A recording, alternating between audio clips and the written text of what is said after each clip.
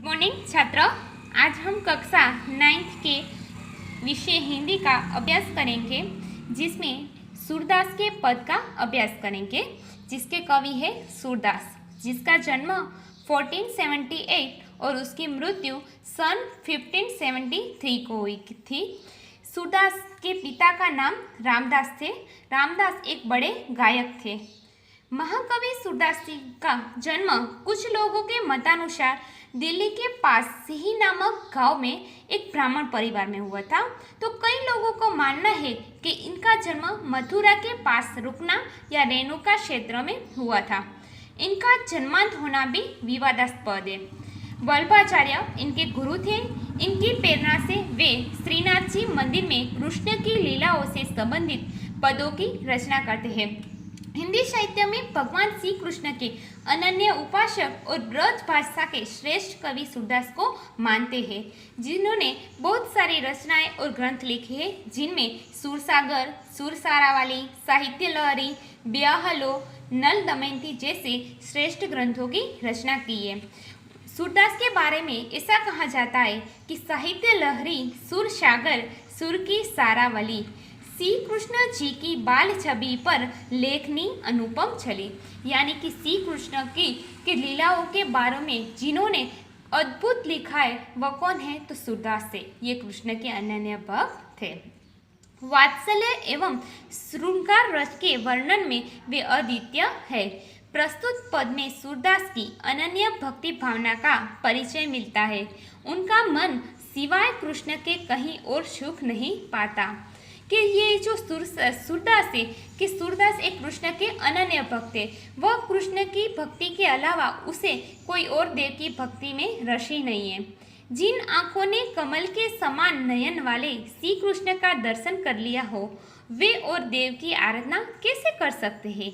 आराध्य देव का गुणगान सुर ने किया है। दूसरे पद में भी कृष्ण का मनमोहक वर्णन किया है। बाल कृष्ण की चेष्टाओं के माध्यम से बालक कृष्ण का मनोरम्य वर्णन किया है। मनोरम्य यानी कि मन को जो छू ले, ऐसा मनोरम्य वर्णन सूरदास ने किया है। तो हम पहले ये पद देखेंगे। ये सूरदास के पद है, वह विनय तथा भक्ति के रस में परिपूर्ण है। पहले पद का अभ्यास करेंगे। मेरो मन अनंत कहाँ सुख पावे, जैसी उड़ी जहाज को पंछी फिर जहाज पर आवे। कि सूरसागर, ये सूरदास से वह कहते हैं कि मेरा मन अनंत, अनंत यानी कि और अलावा, कि मेरा मन है वह किसी और के देवों के चरण में सुख नहीं पाता है। जिस तरह जहाज पर बैठा हुआ पंछी होता है, वह जहाँ भी कि वह और जहाज में भी जाए तो भी वह भटक भटक कर फिर जहाज पर ही आ जाता है, वैसे ही मेरा मन भी श्री कृष्ण के अलावा किसी और के रंग में रंगना चाहे तो भी उसे सुख नहीं मिलता है। कमल नयन को छांडी महात्म और देव को ध्यावे। कमल नयन यानी कि कमल के समान नयन, कि कमल के समान नयन, जिस श्री कृष्ण के कमल के समान नयन है, उसे छोड़कर कि जिन्होंने श्री कृष्ण की अनुपम अनन्य जो छवि देख ली हो, वह किसी और के देव में ध्यान लगाना चाहे तो भी वह लगा नहीं सकता। ध्यावे यानी कि ध्यान। परम गंगा को छांडी पियासो, दूरमती कूप खनावे। परम गंगा को छांडी, छांडी यानी कि छोड़ी, पियासो यानी कि जो प्यासा व्यक्ति होता है वह, दूरमती, दूरमती यानी कि मूर्ख, कूप यानी कि कुआं, खनावे यानी कि जो खुदा है वो, कि जो व्यक्ति, जो प्यासा है व्यक्ति, वह परम गंगा के पवित्र जल को छोड़कर कुआं खुदाए अपने लिए, वह व्यक्ति मूर्ख ही कहलाता है। जिही मधुकर अंबुज रस चाख्यो, क्यों करेल फल भावे। कि जिही मधुकर, मधुकर यानी कि भौरा, कि जो भौरा होता है उन्होंने कमल के जो कमल का फूल होता है उसका रस चख लिया हो, वह जो करेल फल यानी कि कंटीला पौधा है, उसके फल के रस वह नहीं उसको भा सकता। भावे यानी कि भा सकता, पसंद आए।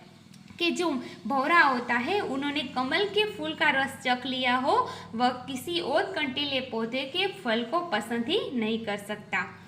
सूरदास प्रभु कामधेनु तजी, छेरी कौन दुहावे।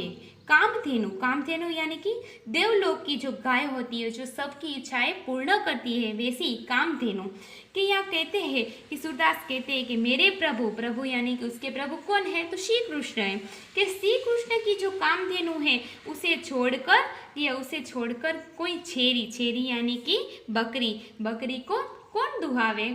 तो यहाँ हमने देख लिया, यहाँ क्या कहते हैं सूरदास कि जिस तरह जहाज पर पंछी बैठा होता है, वह जहाज से उड़कर भटक भटक कर जाए, लेकिन वह फिर जहाज पर ही आ जाता है, वैसा मेरा मन भी श्री कृष्ण के अलावा किसी और देव के दर्शन में सुख नहीं पाता है।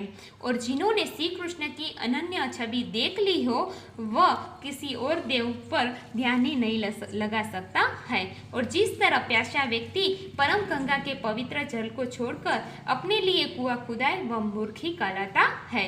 और भौरा भी जिन्होंने कमल रस चख लिया हो, उसे भी कंटीले पौधे का रस पसंद नहीं है। और सूरदास भी कहते हैं कि मुझे श्री कृष्ण की कामधेनु ही पसंद है, इसलिए मैं और बकरी क्यों दुहाऊं।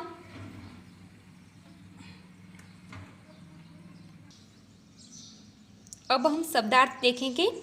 अनंत यानी अन्य, छांडी यानी छोड़कर, महत्तम यानी कि महिमा, दूरमति, दूरमति यानी कि मूर्ख, पागल, कूप, कूप यानी कुआं, मधुकर, मधुकर यानी भौरा, कामधेनु, कामधेनु यानी देवलोक की गाय जो सब इच्छाएं पूरी करती है, छेरी, छेरी यानी कि बकरी। Thank you.